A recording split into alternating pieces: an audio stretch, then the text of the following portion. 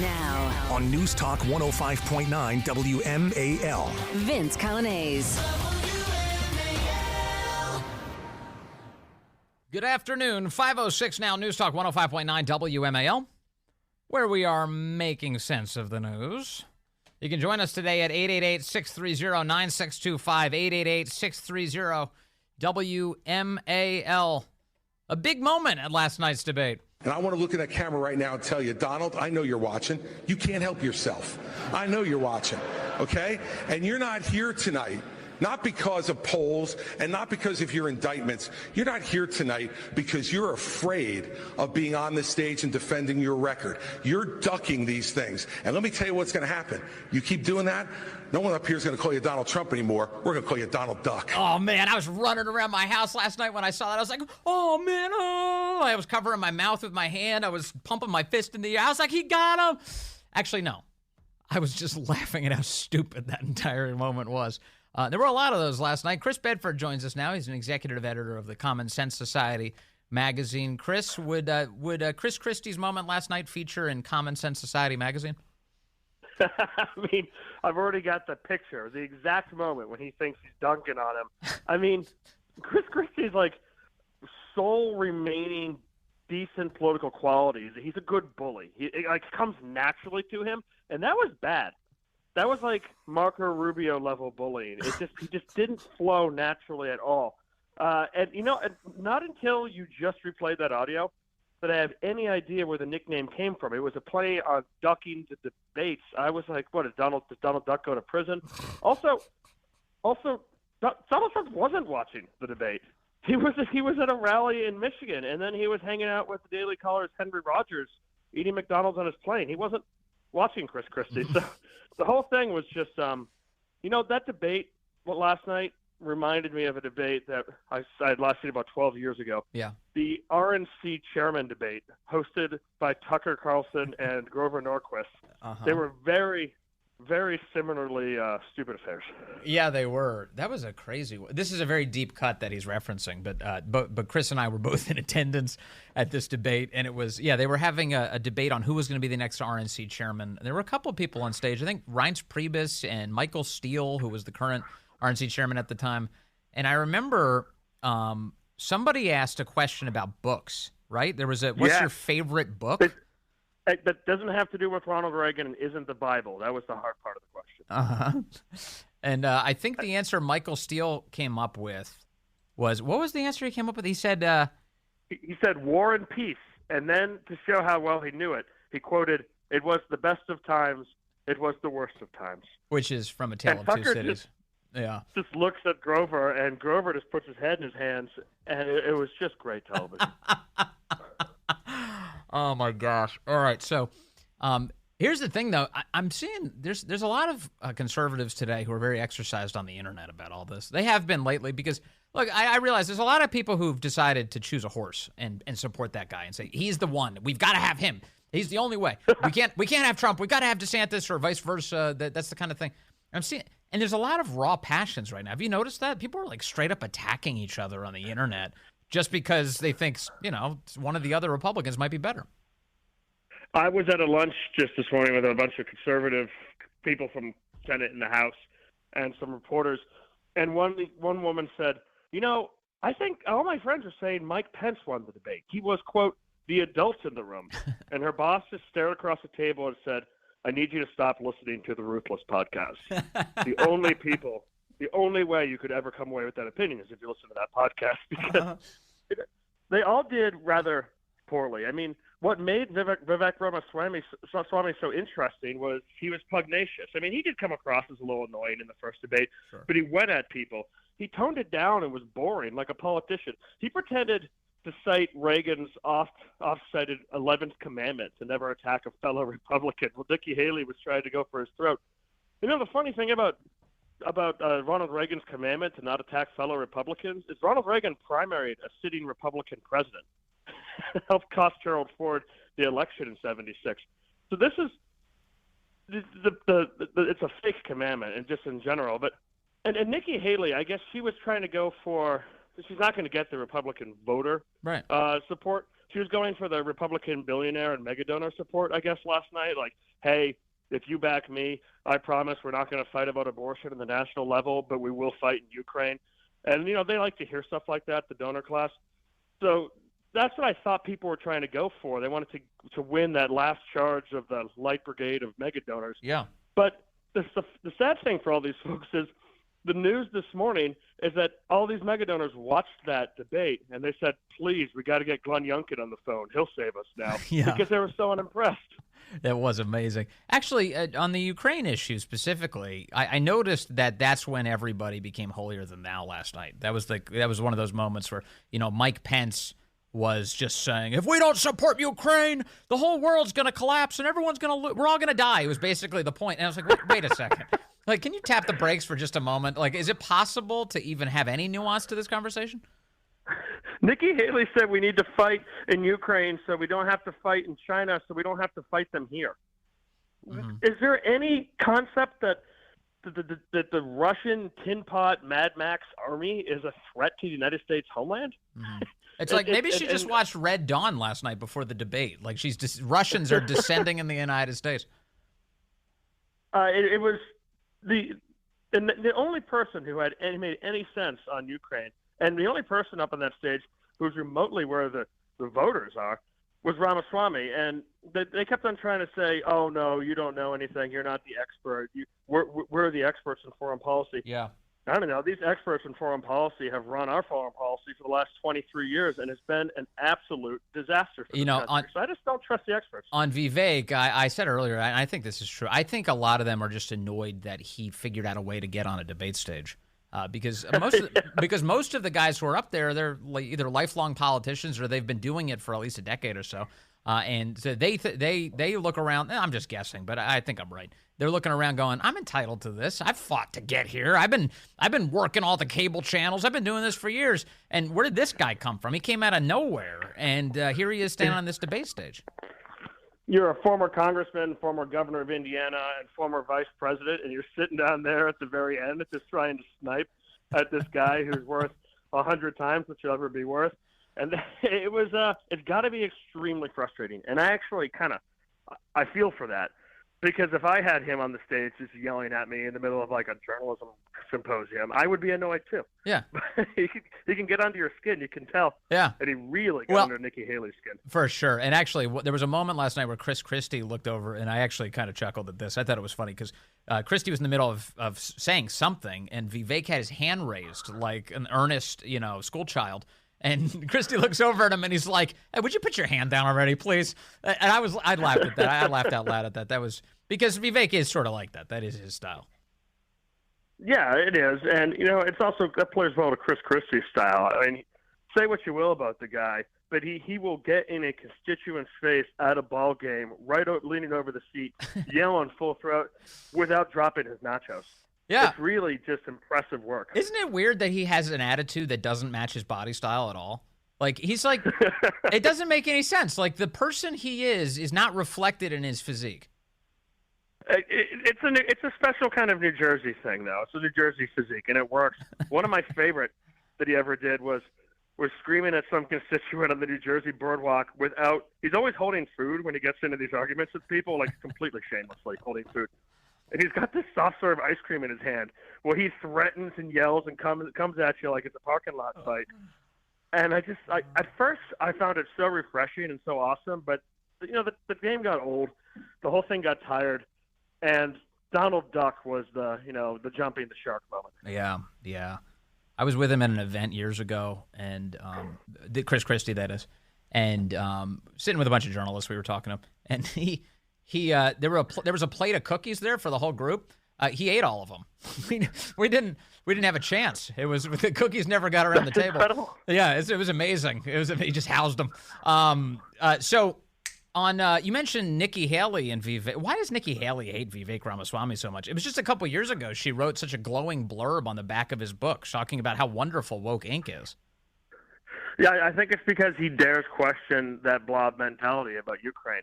How dare you? You're not an expert. If you were an expert, if you're overeducated like Nikki Haley, then you would know that sending all of our rockets and sending our ammunition and sending our weapons and sending our tanks to to Western Russia and Eastern Europe is the best way to protect the Pacific Sea from Chinese supersonic missiles, I guess.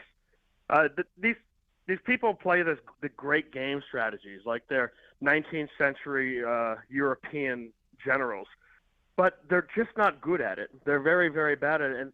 And these things are truisms that are necessary. So to challenge, to say, what exactly is the point in Ukraine?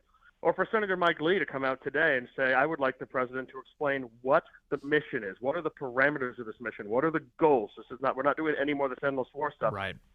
To question it just goes at the heart of everything they are as a person, and it drives them insane. And Nikki Haley, she's just a female George W. Bush for her politics. It's not really any different. She pretended to be Tea Party in 2010 because she read a little Hayek and cited it to donors in Carolina.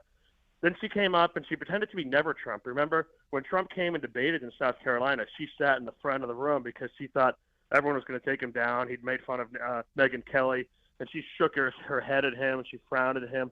When everyone was taking down Confederate flags, she was changing the flag of her state. When Donald Trump offered her a job, she was running off to that. When Biden was withdrawing from Afghanistan, she was still out there talking about Afghan schoolgirls. And now I guess I don't know what she is. She's Nikki Haley, another has-run. Isn't it weird that she and Tim Scott are at each other's throats too now? Because Tim Scott's entire career as a senator in Washington started with her appointing him to the United States Senate, and now they don't like each other? What happened there? I think that's just the combat. I mean, it's going to be very awkward for them to be two politicians from South Carolina, neither of whom win South Carolina. It's going to be difficult for them to get over. And Tim Scott, I think, is just trying to, I actually thought he did the best last night. He had a couple good lines. I liked the goatee. He was clearly ill because it's hard to be on the campaign trail, and he went right through it. And I thought, this is actually someone who kind of stands out as a potential vice presidential candidate. He has some fight in him. Yeah. And I like that. Well, you know what I didn't like was that moment where he signed on to that theory that Ron DeSantis was saying slavery was a good thing. He endorsed that view that the Univision lady said yesterday, and I thought that was way beneath him to sign on to that, and he should be ashamed of that. But in general, he's a nice guy, it seems like, and he wants to get along with everybody on the stage, and that's fine. But man, it's just amazing what this is. You have a presidential primary debate, and the guy who's leading the pack is not even on the stage. Donald Trump said yesterday to Henry Rogers and also in a campaign statement, they think that the debates should be done. What do you think? Do you think that's right, that it's time to just collapse the debates and get on with it? No, I like the debates in general. I think they show you what kind of candidate you have. It shows you, it challenges people and what they believe. That's how you find out. I mean, that's funny to hear it from Donald Trump, too, because without Republican debates, there's no shot Donald Trump ever would have been a Republican candidate. It wasn't just the rallies. He's got maybe a little amnesia there. There was one moment where Megyn Kelly was the star of Fox News. My grandfather used to spend his afternoon lunch with Megyn Kelly every day, he'd call it. So she was supposed to be the face of this new emerging Fox News. Mm-hmm. And Trump just went at her. And she tried to fight back, and the whole Fox News audience just turned on her overnight. And before you knew it, was she remarkable. Was at her. She was gone. It was remarkable. Just his rise to stardom, his rocket up was only Rosie. When he said only Rosie, referring to Rosie O'Donnell, because you remember Megyn Kelly reels off, you said about women you don't like that they're pigs and they're fat, and she starts going down the list of how he's a sexist, and he just sticks at her and he goes, only Rosie. And when he said that, he lifts one finger. Everybody lost their minds. I couldn't believe. Were you with me at that debate? You were at the debate, right?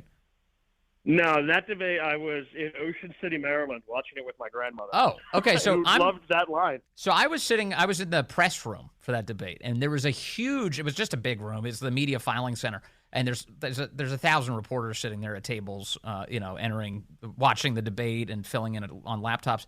The whole room went crazy, meaning at that point, like even the reporters in the room didn't think Trump was going to win still. They just loved to see the carnage in the Republican primary.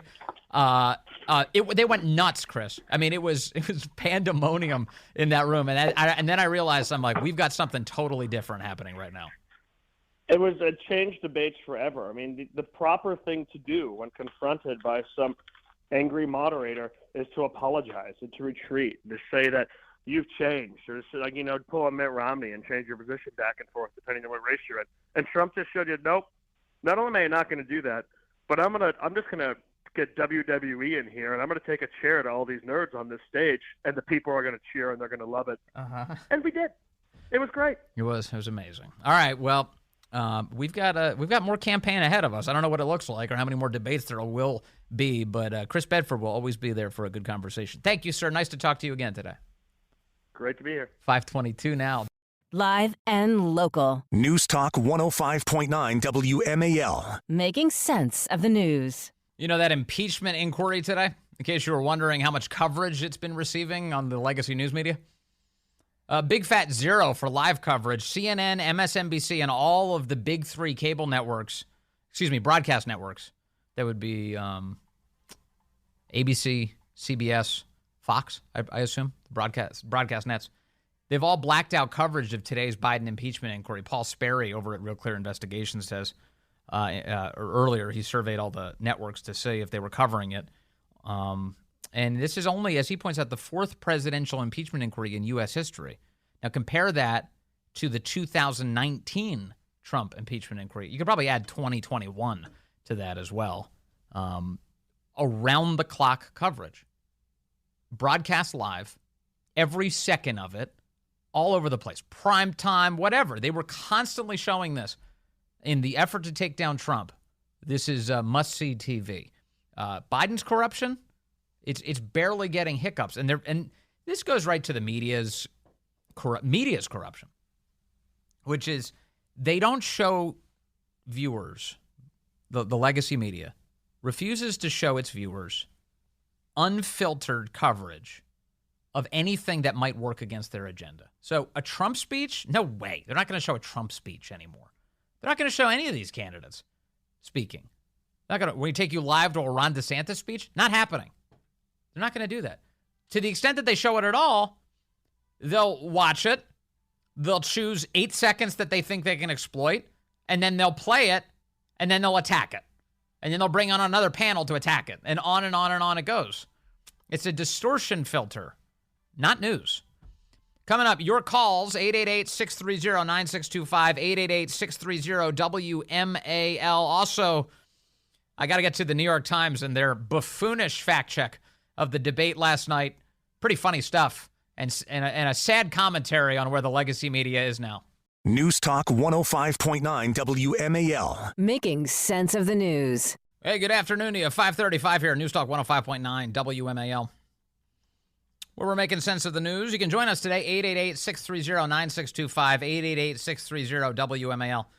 You know, a moment ago I was talking about the impeachment inquiry and all of the networks that weren't carrying it today. And, as I was describing it, I said, Fox wasn't carrying it on their broadcast network. That's true. Fox, of course, does have the Fox News channel. They were carrying it, I think, most of the day today. They were carrying it there. The three-letter channels I was thinking of were CBS, NBC, ABC. Those are the ones. No coverage at all. No carrying the impeachment inquiry live. Why would the American people be interested in the corruption of the President of the United States? Yawn. Let's not cover that. And we'll take your calls at 888-630-9625. We've got Diane calling in from Rockville, Maryland, line 5. Diane, you're on the Vince Coglianese Show. Hello. Hi, Vince. How are you doing? So good, Diane. What's on your mind? Well, I watched pretty much of the impeachment trial on Fox Channel today, and I was appalled because most of the Democrats didn't make it about the impeachment. No. They made it about the government shutdown, and these Democrats this was cover-up for the government shutdown. Now, doesn't it take two to tangle? So if Republicans are the cause of the shutdown, what about Democrats? I thought it took two people. Of course. Also, I like how they're pretending that the government has done such good things for us that it should stay open. It's like these Democrats are at the center of making everything much more expensive, out of control government spending. They don't want to change a single dime of that government spending except for to do more of it, which means that people will be poorer, and then they pretend like they're protecting the little guy by keeping our abusive government open. Does that make much sense to you? Yes, but all they did today was rant and rave about how many thousands of people in this area and how many thousands of people in that area won't be getting a paycheck. The poor people from WIC. Since when did they care about children and mothers? Well, they are not going to be getting their paycheck. I mean, it was disgusting. I know. I was furious. I know. You want to prove you care about the women and the kids? Don't drive up their costs by 20% over the duration of the Biden administration. Don't encourage mothers to kill their children. How about reeling back on that particular just despicable thing? You're right, Diane. They tried to derail this hearing today. The last thing they wanted to talk about was the corruption of their party's leader. But here, I'll give you an example, just so people can hear what Diane is talking about. Here's Congressman Crazy Mafume from Maryland, Democrat, and here's what he had to say today.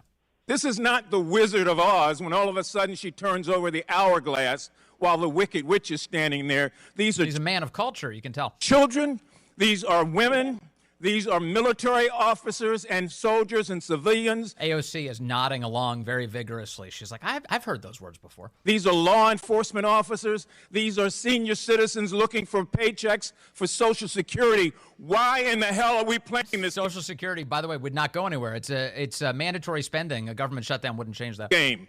And why don't we be honest? If it were so important, it could wait. This is what is important: protecting this government and protecting the people who pay taxes here. The most important thing to Democrats, you heard that, Diane. Crazy Mafume says the most important thing is protecting this government. It's not the people, it's the government we need to protect. That's exactly right. And like I said, it was appalling. It was one after another. Every Democrat had to bring the tears in for all these people that aren't getting paychecks. Yeah. Big time. Diane, thank you for stomaching the hearing today so you could share that insight. Thank you. Really nice to talk to you. You're welcome. Thank you, Vince. All right. Of course, you too. Let me check in with Joe in Woodbridge, Virginia here, line 1. Joe, good afternoon. You're on the Vince Coglianese Show. Hey, Vince. Good to talk to you. Yes, sir. Hey, I mean, if they really cared about the people and the taxes that we pay, they wouldn't be spending tens of billions, if not hundreds of billions, on the folly of Ukraine. But if I could weigh in on the debate before I talk about Biden and his corruption, sure. My takeaway from the debate was, could someone please tell that guy from North Dakota to trim his eyebrows? It was just incredibly distracting. Yeah, he's worth $1 billion, Joe. Doug Burgum is worth $1 billion. You'd think he could afford an eyebrow trimmer. You're right. I hadn't even contemplated that, but that's such an excellent point. Yeah, he kind of had the Groucho Marx thing going on. and then Nikki Haley was kind of like the Wicked Witch of the bunch. And, Governor Christie, I was thinking if he can call Donald Trump Donald Duck, I think Trump should pretty much start calling him Dumbo. Yeah, that would be my thing. Yeah, everyone gets to be a Disney character. Joe, what about Joe Biden? What about Biden's presidency in your view? So I've always believed this, but I think the inquiry is just kind of reinforcing. I think Biden, the Biden family, and probably several top U.S. senators on both sides of the aisle are so knee-deep in corruption in Ukraine when it comes to money laundering and kickbacks that I think our government, and I think Joe Biden particularly, is compromised. And I think that's why we're in Ukraine. I think that's why we're just spending tens of billions, if not hundreds of billions. I think they got the goods on Joe Biden and many of our top senators. And I think if we don't support Ukraine, they're going to spill the beans on them. Yeah, in other words, they have all sorts of blackmail on Joe, so they got him over the barrel. Yeah. But here's why I think you're correct about this. If you go back to the 2019 impeachment of Donald Trump, remember why they impeached him? You remember why they brought that forward? They brought it forward because Donald Trump called out the casual corruption of Washington. He said, what was Hunter Biden doing in Ukraine? How is he making all this money? We've heard allegations that Joe Biden was subverting the country while Hunter Biden was collecting all the cash for the family. And Washington, what did they do with it? Did they launch an investigation into Joe? No, they didn't. They sought to purge Donald Trump from the presidency for noticing. And that kind of gives away the game, doesn't it? Because they are so interested in protecting that racket, the last thing they need is someone coming in there and calling it out and exposing it.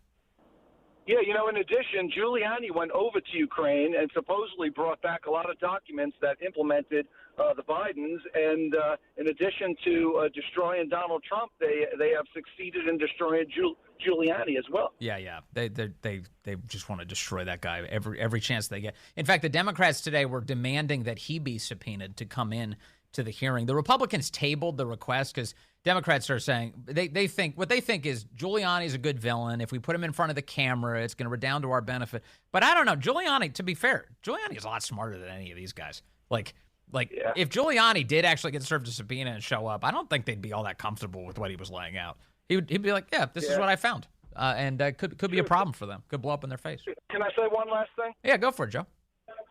So last thing is, now that we know that the Hunter Biden laptop was real, and that our Justice Department and that our Intelligence Department were the ones who were putting out misinformation. Yeah. I'm starting to think that the dirty dossier that the Democrats put out on Trump, I think that original dossier probably had Hunter Biden's name on it, and they just scratched out Hunter Biden's name and put Trump's name on it. Anything's possible. The whole thing is deception, right? They've just been deceiving us. So, Yeah, everything the Democrats are guilty of, they just turn it around and they pin it on Trump. And you pay for it in your paycheck every 2 weeks. Thank you, Joe. I appreciate the call. It's amazing, but Joe's right. These people don't deserve our trust on so many things. They've lost it. Let us see here. We've got Hoke calling in from Round Hill. He's in line 3. Hoke, good afternoon. You're on the Vince Coglianese Show. All right, I was going to talk about just calling Christie goofy, but that's a little bit too much like Christie. But I want to make a comment, if I could, about the Democrats saying that the MAGA Republicans, those 12 dastardly Republicans, are holding up the government, right? Uh-huh. So I told one of them today, I'm like, okay, so there's 12 Republicans that are holding up the bill. Then it only takes 13 of you Democrats to vote to pass it. Of course. But they don't get that because, because it's not useful. They'd rather, they catastrophize about a government shutdown. There's a government shutdown coming, and then they could actually just vote to pass the CR. The Democrats could. Yep. I also tweeted Christie today that he needed to just drop out and take home Menendez if he wanted to do something worthwhile. Yeah, take Menendez's seat. Yeah, he could do that. I mean, look, he won as a Republican in New Jersey. I don't think he could actually win the Senate seat now, but.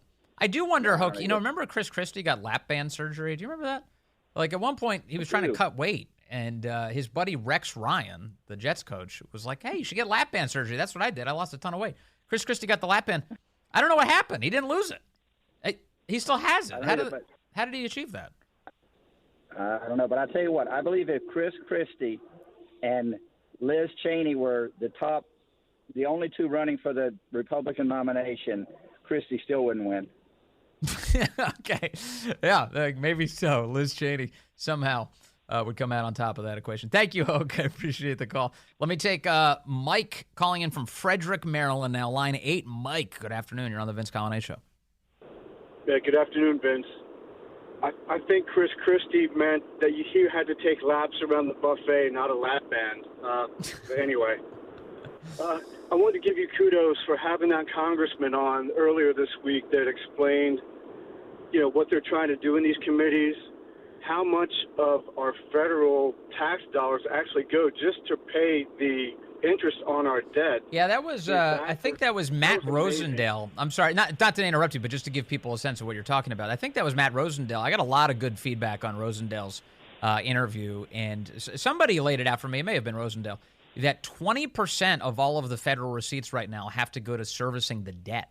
That's incredible. 1 out of every 5 tax dollars that comes in goes right back out the door to pay the debt servicing right now, and it's just completely unsustainable. Yeah, that was unbelievable, and just the way he said, if we don't try to stop it and slow it down now, it's not going to be 10 years. It's going to be a couple years, and it's going to be astronomical and totally. It's already out of control, but even more out of control than it was before. I also just wanted to mention about the Hunter Biden, Joe Biden thing. Another national show. That's all I'll say. I don't want to give anything away or disparage anybody or give anybody credit. But years ago, while Trump was talking about running in 2015, 2016, this other show had their own reporters that were already digging into the Biden thing and said there's no way he will ever run because if he does, this is all going to come out. And now it's coming out, and people are like, oh, yeah, this isn't, there are no facts behind this. This is a bunch of nonsense. Well, I don't know why it took this long, quite frankly. Well, look, Mike, I mean, if the reality is the Obama administration knew there were facts here, right? Because you had George Kent and others inside of the Obama administration warning the White House that the Biden family's arrangement was corrupt and was going to be a big problem for them. And they kept on telling Joe, get Hunter out of there. Get him out of Ukraine. You can see the coverage on it. The Wall Street Journal had great pieces on this. It came up in the 2019 impeachment. And everybody just ignores it. They pretend like it doesn't exist. The media goes with the no evidence line. But, boy, there were definitely Obama officials who were freaking out about this, Mike. Yeah, absolutely. Well, great show as always. Thanks. Thanks, Mike. I really appreciate the call. I'll take one more call here, and then I need to get to the New York Times fact check of the debate last night, which is so stupid. Seamus is calling in on line 1 on I-70 in Indiana. Seamus, good afternoon on the Vince Coglianese Show. Hey, how are you, Vince? Good, sir. What's on your mind? Well, I think your previous caller, Joe, had it pretty well nailed down with the Ukrainian thing, but there's a piece of the puzzle that he definitely forgot. Do you remember that little entourage that Nancy Pelosi brought over to Ukraine probably 2 years ago? I'm trying to remember who she brought with her. Do you tell me who went over with Nancy Pelosi? A bunch of Democrats. Kit Singer was with her, and some other sellout Republican. And I can guarantee you they were over there setting up accounts to put all those billions of dollars in so the Democrats will have a slush fund to use against any opposition in the future, and they will never win another or never lose another election in the rest of our existence, which may be short because this country is going down the tubes, buddy. Yeah. And I don't think old Joe's going to make it to the election. I don't know who they're going to come up with. Maybe Michael Obama. I don't know. Well, they're very touch and go right now. And Michael, who you're referring to, I believe he's referring to Michelle by one of her nicknames. She, whatever, is. I keep hearing Dan Bongino say Bongino worked as a Secret Service agent for the Obamas. And he's pretty convinced. He keeps saying that Michelle is totally disinterested in this. This is not what she wants to do at all. We'll see. You could be right. I thought that too, but they definitely like the angle of her dangle. Okay. All right, Seamus. Goodbye. Seamus, don't you get me in trouble. Get out of here. All right. So Seamus is on I-70, and he's off the phone now. Tomorrow on the Chris Plante Show, at the first Biden family organized crime hearing, the Democrats attack Trump. 9 a.m. on WMAL. Last night, as the debate was barreling along, the New York Times was conducting a fact check of all of the claims that were being made on stage. You listen to some of the stuff that they fact checked. You ready for this? One of the claims that they fact checked was Joe Biden hides in his basement, as said by former Governor Chris Christie of New Jersey. They fact checked the sentence, Joe Biden hides in his basement. The explanation they gave for their fact check is, quote, this is false. This is false, said Michael Scheer. This guy must have had swirlies in high school. There's no way. This guy, what a nerd. This is false. Joe Biden doesn't hide in his basement.